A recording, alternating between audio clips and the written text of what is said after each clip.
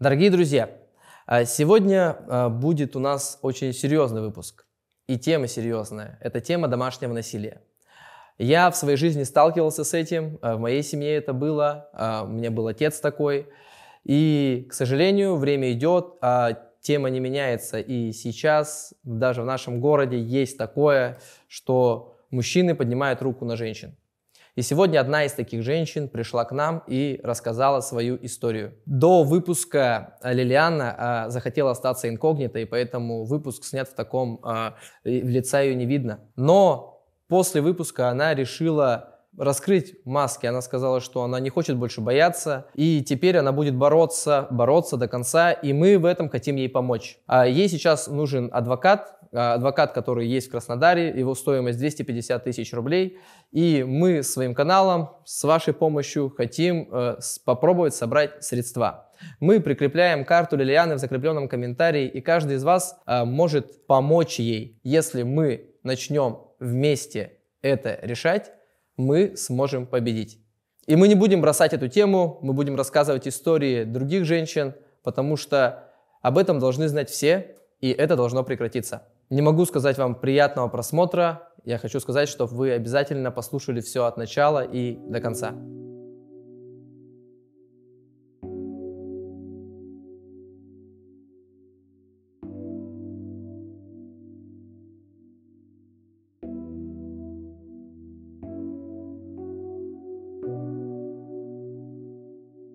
Дорогие друзья, ни для кого не секрет, что мы выходим так регулярно, потому что у нас появился спонсор, это приложение Мост. Обязательно скачивайте приложение Мост по ссылке в описании нашего ролика. Что такое Мост? Это приложение для удобства в городе. Там есть билеты в кино, афиши, очень много всего, огромный маркетплейс. Там вы можете купить подарочный сертификат. Также там есть свои курьеры, которые доставят любой товар из любого магазина, который там есть. Скачивайте приложение Мост на свой телефон, если у вас его еще нет. Ссылка в описании нашего ролика.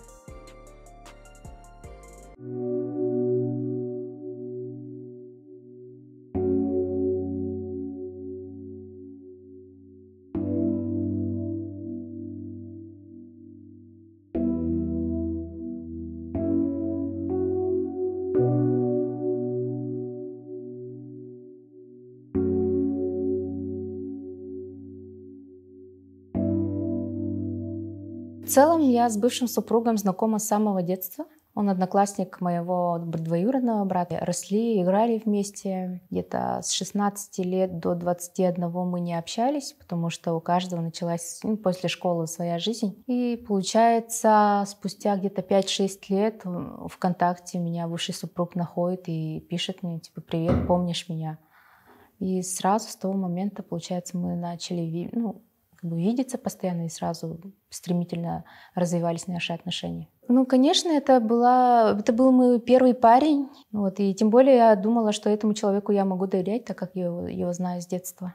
В отношениях я была один-единственный раз в жизни, и это мой бывший супруг. Около 11 лет в отношениях, из них 7,5 лет брака.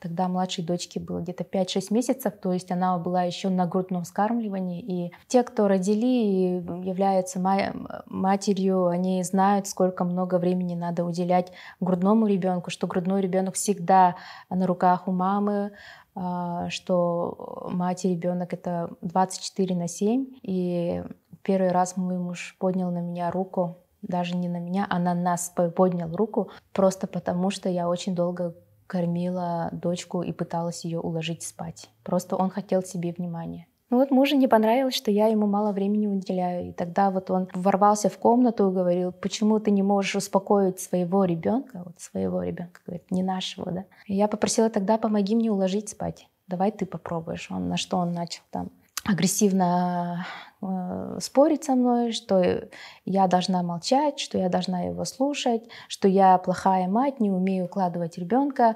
Начал дергать меня. Я тогда выбежала из комнаты в зал, и следом прям полетел вот этот горшок глиняный с цветами, он разбился об стену, и осколки попали на нас и на нашу младшую дочь. Вот. Тогда были небольшие ссадины, порезы, я хотела вызвать скорую, муж меня остановил. Я понимаю, что он тогда сам испугался, он начал плакать, извиняться. Я сразу собрала вещи, уехала к матери. После этого случая муж попросил прощения, но как любая любящая женщина, все равно я его простила в первый раз. Все прощают в первый раз. Но потом уже конфликты становились чаще, хуже и хуже и хуже. Первый раз это случилось весной 2016 года и вплоть до сентября прошлого года. После вот факта первого ты ушла. Почему ты в следующий раз не уходила? Просто я каждый раз пыталась верить в то, что человек поменяется, но я скажу вам, что если человек один раз поднял руку, это уже не остановить. Он будет поднимать еще и будет еще только хуже. Какая была крайняя точка, когда ты вышла из отношений? Это вот, сейчас скажу даже дату, 30 августа 2022 года. Тогда мой муж снова синициировал большой скандал на фоне того, что он признался мне опять в изменах. Он знал мою реакцию, что я уже этого не потерплю. Он признался уже сам. До этого я его находила переписки, находила какие-то справки гинекологические о том, что он сдавал на всякие инфекции. Раньше, если я сама находила и обвиняла его конкретно, он отрицал, то 30 августа прошлого года он сам признался. И на этом же фоне сам же меня побил. Он всю ночь держал меня в туалете, удерживал, бил и издевался просто конкретно. То он просил прощения, то он, наоборот, ругался. В целом, вообще неадекватное поведение было с его стороны. Я пыталась уложить детей, он там признался в измене, я уже пыталась уложить детей спать, и я просто молчала, ему не нравилось то, что я молчала. Уже на высоких тонах со мной разговаривать, типа, быстрее укладывай. Я тебе вот тут признался, надо поговорить. Я говорю, подожди, пожалуйста. А потом он просто детям сказал, идите в комнату, ложитесь и не выходите оттуда. Я пыталась собрать уже вещи, я ему сказала, что все, мы здесь ночь проведем, а утром съедем отсюда уже окончательно. Ему это не понравилось. Он начал закручивать мне руки, потом в конце он вообще меня затолкал в туалет, запер там дверь, и, то есть со мной находился в туалете и конкретно там уже и бил меня, и там за волосы таскал, в общем, такое вот. Это продолжалось всю ночь, буквально до 6-7 утра, и к 6-7 утра человек просто устал. Я попросила, я даже его помню, как я просила, я ему сказала, давай пойдем ляжем спать. Мы легли и... Простите. Мы легли, и я не уснула. Я просто дождалась, когда он уснет крепким сном. И как только он уснул крепко, я собрала вещи и с детьми убежала. Я не взяла много вещей, я просто в рюкзак, там зубные щетки, и тапочки, и там детскую какую-то там одежду. И первое, что я сделала, я убежала к подруге, которая живет поблизости. После того, как я убежала к подруге, он, конечно же, снова начал выпрашивать прощения. Он просил вернуться, плакал. Я тогда его везде заблокировала, чтобы уже не возвращаться к этому. И спустя неделю, когда я хотела забрать какие-то свои вещи, я пришла в квартиру, я обнаружила, что ни вещей его, ни документов от имущества, ни денег, которые мы копили на будущее детей, ничего не было. Потом я побежала во двор искать нашу машину, и машины тоже не было. Я начала звонить друзьям, спрашивать, где он находится, потому что до этого он шантажировал. Последнее его сообщение было таким: если я не вернусь, он в этом доме повесится. Мы поехали туда за город,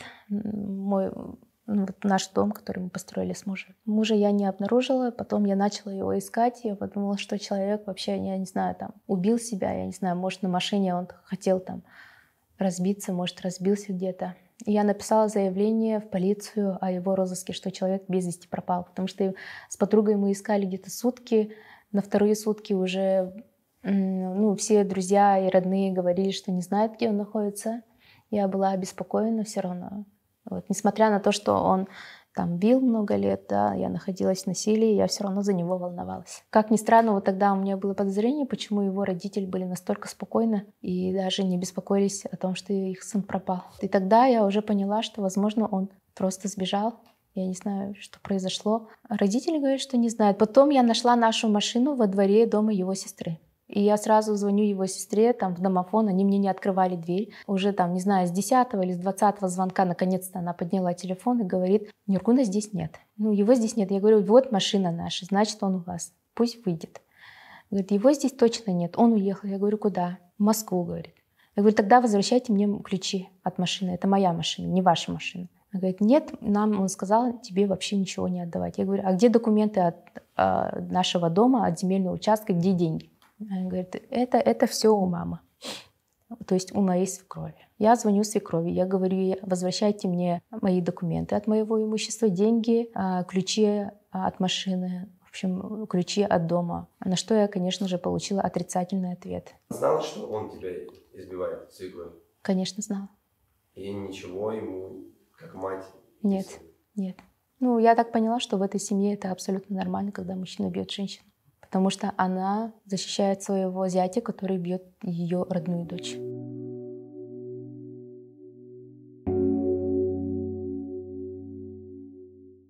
Да, о побоях я писала много раз. Ну, не много раз сейчас, это я приукрасила. Я писала официально о побоях, о домашнем насилии в целом 2 раза, насколько-то я помню.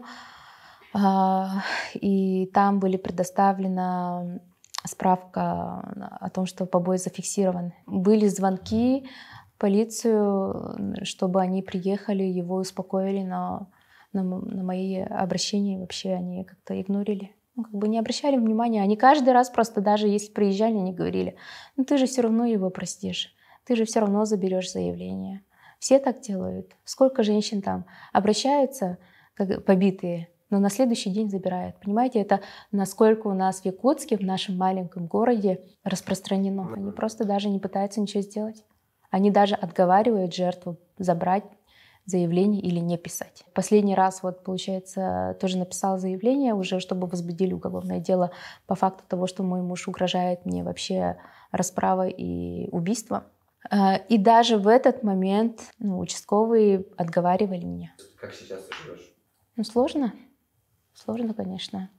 Весь год, после того, как я тогда уехала в Казахстан в прошлом году, чтобы начать новую жизнь, наверное, что-то поменять в своей жизни. И в целом это мне помогло. Я обращалась к психологам, психотерапевтам, но они не так сильно помогли, как люди, которые просто вошли в мою жизнь, как вот новые друзья, новые знакомства. Именно общение с людьми, социализация помогла мне выйти, наверное, из депрессии и справиться, наверное, с этой болью. Но боль есть, время не лечит, ты все равно помнишь все. Ты даже помнишь не то, что происходило, да, а тело помнит каждый удар. Это на самом деле не забывается. Может быть, забудется со временем, потому что у меня прошло лишь мало времени, но всего лишь год. Год, мне кажется, это мало. То есть весь год я пыталась забыть, начать новую жизнь, продолжать жить. Я с головой ушла в работу, в творчество, в спорт. И, конечно же, это, в первую очередь, это забота о своих детях. А старше сколько было дочке? Ну, вот на момент последнего, получается, насильственного действия. 7 лет. 7 лет. То есть она видела, получается, да? Да, и есть аудиозаписи, где слышно, как моя дочь своему отцу кричит: не подходи, не трогай маму, отойди. Вот. У меня есть достаточно, мне кажется, что у меня достаточно много доказательств того, что этот человек абсолютно неадекватный, что этот человек опасный. Вот. И я все эти доказательства предоставила полиции. Вот. Но, мне кажется, опять замяли это дело. Потому что после того, как я обратилась снова в полицию, следователям все дала, с тех пор ни одного звонка мне не поступало от них. То есть опять, мне кажется, все замяли. И, конечно же, его прикрывает его мама, его родственники, все, кто работает в правоохранительных органах. Они все там. То есть они уже, не знаю, они, наверное, уже опять снова мое заявление как-то задним числом прикрыли. Но ты хочешь его наказать? Конечно. Но он же считает себя безнаказанным, что неприкосновенным, что его закон никогда не коснется, и ему все будет. Мне хочется, чтобы не только он, а в целом своим примером многим показать, что надо бороться с насилием домашним, надо говорить, что надо уметь защищаться, надо стоять до конца, не прощать, если это случилось. Ладно, первый раз можно, наверное, простить там. Есть люди, которые, может быть, осознают и потом уже никогда не поднимают руку на своих женщин, там, матерей, детей. Но в целом, если так посмотреть на статистику, на истории, которые я слышала лично, да, мужчины такие не меняются. Сейчас, оглядываясь назад, я, в принципе, понимаю, что были какие-то ред-флаги, так скажем, которые могут рассказать о человеке, о его скрытой части характера. Да. Человек, во-первых, был зациклен на том, что он государственно неприкосновенный, что он сын судьи. Это первое, что я запомнила и прям отпечаталось в памяти. Он мне похвастался на первом же свидании. Говорит, вот моя мама судья, а ты знаешь, что я вообще, типа... Он весь такой вальяжный, на понтах, вообще неприкосновенен. Вот я сейчас, типа, газану, меня даже не оштрафуют, в мою квартиру никто не может войти без разрешения, даже просто близко подойти. Если даже там, я что-нибудь сделаю, меня мама выпустит. Он понтовался, я из довольно простой семьи, и для меня это казалось, как-то смешным, нелепым. Я думала, что он просто хочет мне понравиться.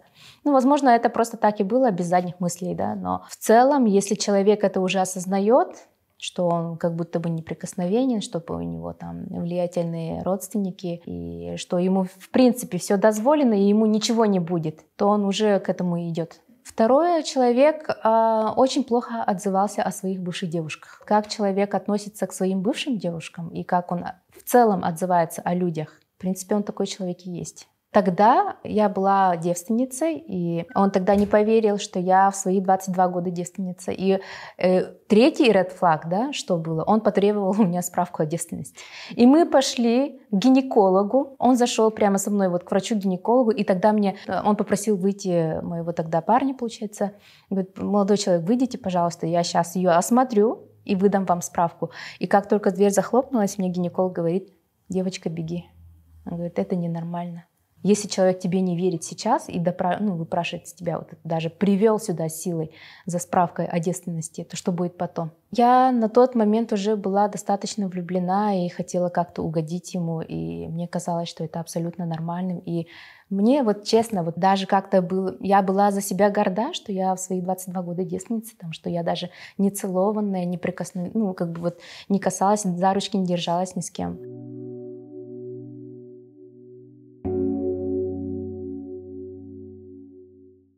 У нас же это не узаконено, что есть такое, как домашнее насилие, и по обращению жен надо заводить уголовное дело. То есть это чисто у вас внутри семьи, бытовое, просто разбирайтесь сами. Я не знаю нашему государству, сколько еще смертей нужно, да, именно женщин от своих мужей, чтобы этот закон вступил.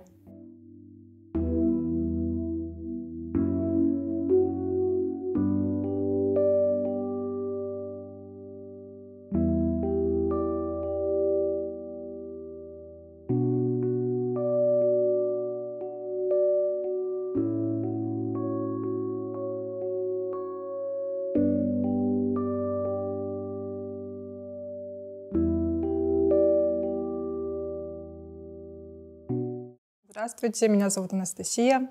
Я организатор сообщества «С тобой, Якутия». Теперь оно называется так. Был большой наплыв новостей о домашнем насилии. И мы собрались совершенно обычные граждане, которые неравнодушны к проблеме существующей. В команде 9 психологов, 10 юристов. И они уже работают активно, оказывают помощь девушкам, которые обращаются к нам каждый день.